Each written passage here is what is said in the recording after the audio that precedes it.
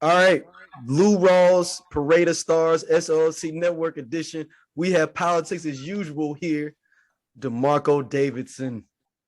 We saved Hey, the great to be substance for back. last. We saved the substance for last, man. So we gonna really feel like what the ripple effects is in the black community here, Woo. or we gonna talk to that Demarco that I first met many years ago. Who gonna talk about what's really going on out here in the streets. Well, one way or another, I think we'll get a little blend of both. So Demarco, man, obviously, man, politics as usual in the building. But I don't know how many politics. This is more like street politics we talking about here with this situation, man. But just man, tell me what you have seen and surveyed today in the wake of the slap heard Oh around the man. Oscars. Oh man, it's been crazy. It might actually have some political effects of what, who knows, but just the optics of it, from people responding, people mocking, mimicking, people clowning, people claiming who's right, who's wrong, people getting defensive, offensive. It's been crazy. And I mean, on the real, I didn't think it was gonna be this big, but it is, and I think rightfully so also. So it's been pretty crazy, man. Just to see, I would say the biggest thing that has surprised me are the responses from other black men who were like, "Come on, bro, what you doing? Like, come on!" Like some people like, "Yeah, that's right," but it's been a lot of other well-known, popular black men are like, "That wasn't the move, Will. That wasn't the move. You're So making what us do look you bad."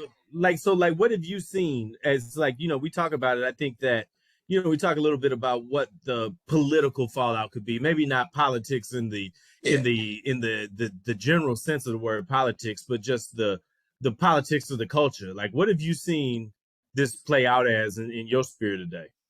Yeah, so definitely, man. When we were discussing, just community relations, when it's all said and done, like how do we discuss things? What is somebody carrying? Like just the different issues. Then when it comes to emotional well-being, and how we actually communicate. And the thing is, I think that's one of the things that's scary, or not maybe not scary, concerning. Like you got two men, millionaires.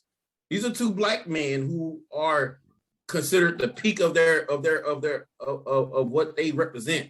Legends in what they represent. Yeah, legends, and they can't figure it out. They can't get along. They can't figure out how to have these discussions. And some people, like I said, man, some people are supporting it or saying like, "Yep, it's time for real men to step up." And I think that's it's I've known way more people that have got that did not end well. It doesn't end with just one slap and then people just walk away from it. And I hope that people aren't taking it from that. But some people really are. They really are thinking like, hey, if any type of disrespect happens, private or public, I'm supposed to handle it that way. So that's my biggest concern, as well. So one of the things that I've seen today that really kind of bothers me when we talk about it on the politics of the culture standpoint is just how many things have been debated about, how you're supposed to address this as a black man in a majority white spectrum. And it's like, for me, some of the things I see that really disappointed me is that there's a lot of people looking at it as like, we can't do that on the Oscars because that's their thing. Right. I don't agree with that, though. Because at the end of the day, I think that what we do represents us no matter where it happens at. So exactly. to say that we can't do it there, that still feels like some subservient bullshit to me. Most definitely, man. Most definitely. And I did appreciate some people lifting up that the Oscars were directed or produced by an African-American man for the first time, or at least, I don't know how many other times, like I don't know that part, but they was like, yo, you messed it up for him. Like it overshadowed. And I think that's also one of the big things. It overshadowed so much. It overshadowed the actual story of King Richard and Serena and Venus Williams. Like the time to actually honor and celebrate them. When no one wanted to make their story about their daddy, and all the hard work they've been through. It overshadowed the work of so many people that evening, and even Will Smith's performance himself. So it overshadowed, if nothing else, it definitely distracted us from how horrible the Encanto we gonna talk about Bruno rendition was. If nothing else, they probably saved Megan Thee Stallion. Other than that, that's probably the only person who actually won from debacle last night was Megan Thee Stallion, because she definitely should have got trash for whatever that segment was. But me, blessings to her. Shout out to her. So listen, man, I look at that, and so like when we look forward, and I always look at like what can be the next domino that falls when you have something like that happens. Like, I know that the Academy is talking about if they want to have, some continued punishments for Will Smith outside of this and things like that. Like, I don't look to the Oscars for validation of Black actor work. no, Like that's ridiculous. I don't look at it that way. But I do look at it for being a thing that when you look at the milestones that are in play and things like that, that's not a mark that I want on our side of the aisle, if you will. Yeah, and I hope, and like when people talk about like being on the other side of money as well, like for those who got a certain amount of money can get away with certain things. I hope that people are not looking at this as that way. That was definitely an assault. If Chris Rock pressed charges, I wouldn't be upset at him because he was performing. He was doing a job. I'm concerned about people like Javon or any of my Rob Moore here, even people who do comedians, who comedians, and might get into it with somebody in an audience, and they want to go there. And I find that's what's so frustrating to me too about this. Like, and I don't, whether Chris understood or knew about Jada's alopecia or not, like Will Smith was laughing and cracking jokes with Kevin Hart and Drake when Drake released 100 real quick, or was that against when Drake was beefing with Meek Mill? Meek Mills. So he understands like dissing like as a form of entertainment. And the joke that Chris Rock told, like it was in bad taste? Probably was. It was a joke about, it was supposed to be like a woman empowerment kind of backhanded joke. So it was a bad joke. That doesn't give anyone the right to come up and smack anybody. I don't care who it was. Yeah. So it's ridiculous. So I hope we don't go to that point, man.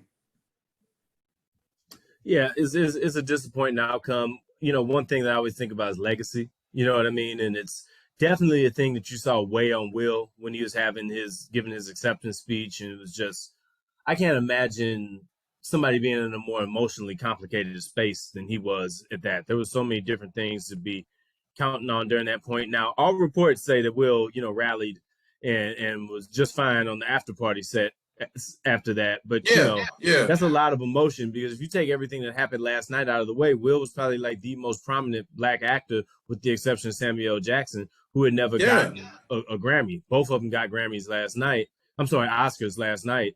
But yes. Will getting his best actor, it was a big deal. And now it's, it's hard for things to retroactively pass the emotion of the moment. And the biggest moment he had was when he won it last night, and it meant absolutely nothing in light of what all had happened and it transpired in front of it. And I really hate to see brothers go through things and you start to see people act out in public. But what it did is that it proved is that there's no dollar value, there's no cap on how much the pressures of society, the pressures to show up, and the pressures in some regards to perform can cause you to do things that maybe are outside of your character and not how you've been in real life. It's a lot to take in when you do it. It is. I've never been in Will Smith's shoes, so I don't even want to pretend like I understand the pressure of performing, the pressure of constantly taking certain roles that most likely most Black people would say stay away from. Mm-hmm. like when I think of the different roles he's played over the years, decade, like this is definitely one of our stars of and somebody like we say from West Philly, and just all the things he has going on, him and his wife and his whole entire family is just absolutely incredible. And just to see all that become overshadowed for just one moment, and I think it was somebody. I tried to watch a couple of different reactions, things like that, just to get a feel for what was going on. Of course, everybody who want to be gangster, all the rappers are like, yeah, that's what we doing from here on out. I'm like, good luck with that. Y'all not Will Smith. That was not the baby. You're not Will Smith. Like Lil Boosie, you're not Will Smith, man. Don't try it. Don't try slapping somebody at an award show. And maybe the Source Awards, maybe BET Hip Hop Awards, maybe at the most. But don't do it. Don't do it, man. That ain't what you want. But then also, it was interesting to see, like, somebody mentioned how Will Smith apologized to everybody except Chris Rock during his speech. So I agree. Like, I didn't really appreciate him like apologizing to the Academy. Like, not like, dude, you need to be apologizing to this grown man you just slapped on live television. Like, so, and yeah, man, it was overall, it was actually devastating, because again, Chris Rock is also a legend in his own right. Yeah, man. So that's also this point, and also think like, would he have actually done this to somebody else? Like, I've got the one white dude, Ricky Gervais, Gravitz or whatever. Ricky Gervais, that's my boy. Gervais, man, like he be going hard. Really slap Ricky Gervais, like really, like he go hard. He go actually hard on people, man. But yet still people will be paying for him too, though. Like, there's a whole nother thing. Like, y'all know what y'all will get. So, man. So DeMarco, let me ask you one last question, man, before we get out of here, man. Like, what do you think is the long-term impact of this for both Will Smith and for, the place that we see Black actors and Black actresses in the larger big picture of Hollywood and film? I mean, I don't know. Honestly, I don't know. I mean, heck, man. I mean, they gave awards to Denzel for playing a crooked cop, and awards to Halle Berry for playing a struggle queen. I don't think it's a great way to put that, by the way. Struggle queen. yeah, a struggle queen. So I don't, and then when you add in like all of the African American stories that are being played with Black British actors, I don't see it playing a major impact. I will say it'll be interesting to see how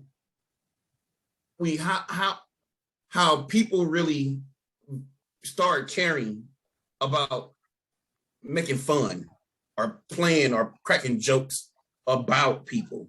I think it was the comedian. I can't think of his name right now, but one of the comedians, he was like, he was being serious though. He said that slap wasn't just for Chris Rock. That slap had been marinating for every single person and thing that ever cracked a joke about any entanglement, about the 8th month of the year, anything that was a slap that had been waiting for, and it just happened to be Chris Rock to receive that. So I think that is also like, hopefully that's what I'm hoping for, that people are starting to take serious about the pressures that it really do come with performance. That's my hope. So, absolutely. Yeah. Well, man, we appreciate you putting the time. Yeah, man, thank you for coming on, bro. For the Lou Rawls. Oh, no problem, man. No, I appreciate it, man. I miss y'all. Yeah, man. I miss y'all, man. I can't wait to get back because there's all types of stuff going on. There's a lot of stuff happening. There's a lot of things happening. I'm getting ready to move to the county again, so I'm gonna have a foot out there, and we got a far out dispatch as well. So we'll see what's popping, man. We'll get rich ass Chris back on the show, and we'll and we'll get it popping here very soon, man. Politics as usual is definitely still in the mix. There's a lot to get into. Yeah. A lot of people that we need to talk to as well. So definitely be on the lookout for that coming back. Be on the lookout for myself, DeMarco, for Chris, for everybody, bringing in a little bit more of that depth into the SOLC situation here as well, man. But we appreciate you taking the time here late for us. I see you got the Hugh Hefner outfit on, so I'm glad. Yeah, man. Hey, man. Like, coming through. Hey, man, it's time to go to sleep. I'm like, man, I got to take out the trash still. I got things to do. All right, brother. We appreciate you. All right. All right. Peace.